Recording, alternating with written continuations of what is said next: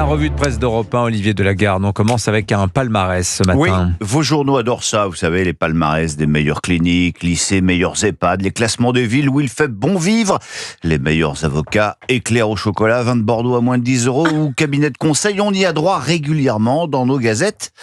Mais le classement que publie Les Échos ce matin est pour le coup original. C'est le palmarès 2025 des escrocs. Oui, et c'est très sérieux, vous lirez ça en page 28 du quotidien économique dans les pages finances et marchés. C'est-à-dire, en 2025, les escrocs n'ont pas chômé, explique le journal. La pyramide de Ponzi continue de faire de nombreuses victimes dans tous les milieux. Alors, petit rappel peut-être, la pyramide de Ponzi, popularisée par Bernard Madoff, c'est une escroquerie qui consiste à attirer les investisseurs avec des promesses alléchantes de rendement financier pour attirer le gogo. Leurs auteurs sont en quête perpétuelle de nouvelles victimes, explique Nessim Haït Kassimi. Cette forme de cavalerie a causé près de 500 millions de dollars de pertes aux États-Unis au premier semestre. Aux États-Unis, leurs auteurs finissent d'ailleurs en prison, mais pas en France. Que voulez-vous dire ? Qu'en France, les champions de la pyramide de Ponzi sont au plus haut sommet de l'État. L'information est à la une du Figaro. La dette de la France s'est encore alourdie de 40 milliards en 3 mois. Oui, vous êtes bien réveillés, vous avez bien entendu.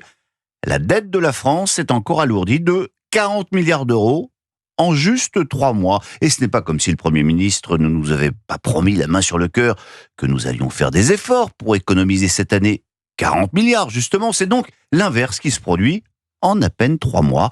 Et l'on se dit qu'en comparaison, Bernard Madoff, Ponzi et sa pyramide sont vraiment des amateurs. Mais tout cela ne fait pas rire Gaëtan de Capelle, qui à la une du Figaro tient les comptes. Ça nous fait désormais 350 milliards de dettes. Le Titanic sombre sous les cris d'orfraie et personne ne lève le petit doigt. Bien au contraire, en plein naufrage, poursuit-il, se tient un conclave sur les retraites, principal poste de dépenses publiques, rappelle-t-il, parce que là, la farce continue. Bayrou joue les prolongations, titre Les Échos. Lundi soir, rappelle pourtant Pauline Thévenot du Parisien aujourd'hui en France. Syndicats et patronat se sont quittés sans parvenir à s'entendre. Et malgré 3 derniers jours de discussion, le Premier ministre n'a pas réussi à arracher un accord. Mais au risque d'apparaître dans le déni, il refuse d'admettre l'échec de cette initiative. Allez, on passe à cette étude plutôt inquiétante. Oui, et là, on n'est pas dans le déni. Le civisme est en panne. C'est ce qui ressort d'une enquête de l'IFOP, à lire dans Les Échos. 84% des Français considèrent que nous allons vers un repli individualiste. 4 Français sur 5 estiment aussi que leurs concitoyens sont de plus en plus indifférents à l'égard des événements publics. Dans cette société fragmentée, on ne se parle plus, ou plutôt, on se parle mal, explique Jérôme Fourquet, le patron de l'IFOP. Depuis la fin de la pandémie, les Français perçoivent une augmentation de l'agressivité verbale. Et puis l'étude montre que la perception de ce qui constitue une incivilité varie d'un bord politique à l'autre. Ainsi, pour 30% des insoumis, insulter un policier n'est pas une incivilité. Ce qui nous amène à parler de la situation dans les prisons, où l'on atteint la cote d'alerte. L'info fait la une du Parisien aujourd'hui en France. Ça craque, titre le journal, qui s'est procuré une note confidentielle du service pénitentiaire de la région Occitanie. Dans ce courrier, le haut fonctionnaire à la tête de ce service prévient qu'avec des établissements remplis à 200%, il ne sera bientôt plus en mesure d'incarcérer de nouveaux détenus. Avis aux magistrats. Quoi d'autre dans les journaux ce matin, Olivier ? Écoutez, si je vous dis que Germinal a été écrit par Balzac, que Victor Hugo est l'auteur des Fleurs du Mal, si je vous parle de devoirs truffés de fautes d'orthographe et de syntaxe, vous allez penser que décidément le niveau des bacheliers ne s'améliore pas. Eh bien, vous avez tort, parce qu'il ne s'agit pas des copies des élèves, mais de leurs professeurs. Oui. Ceux de primaire, pour être précis, parce que pour les recruter, l'Éducation nationale leur fait passer un petit examen et le niveau est édifiant, raconte Caroline Beyer du Figaro. Dans les références utilisées, Harry Potter et Game of Thrones ont supplanté Madame Bovary. Dans l'Académie d'Amiens, le jury constate, je cite, « Les plus faibles copies témoignent d'une absence de maîtrise des connaissances de niveau collège, voire élémentaire. » Mais bon, il faut faire avec, la pénurie de profs étant ce qu'elle est. À l'Académie de Créteil, on embauche les candidats qui ont obtenu une note supérieure ou égale à 6 sur 20.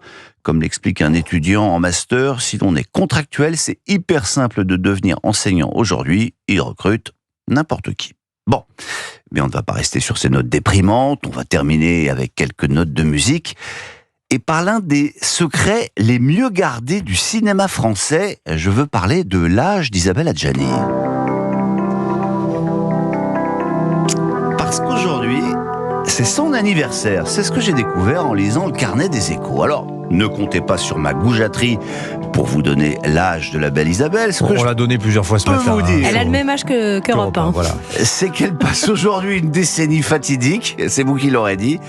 Et si vous avez la curiosité de regarder sa date de naissance, vous allez quand même tomber de l'armoire. Hein. Bon, on va pas revenir sur sa filmographie qui a débuté, vous n'étiez pas né, Dimitri, mais plutôt sur sa beaucoup plus brève carrière de chanteuse. Et je sais que vous aimez bien quand les revues de presse bouclent la boucle. Exactement. Eh bien, son plus grand succès est parfaitement raccord avec notre premier sujet sur les finances publiques, qui elle aussi touche le fond de la piscine et boivent la tasse chin-chin.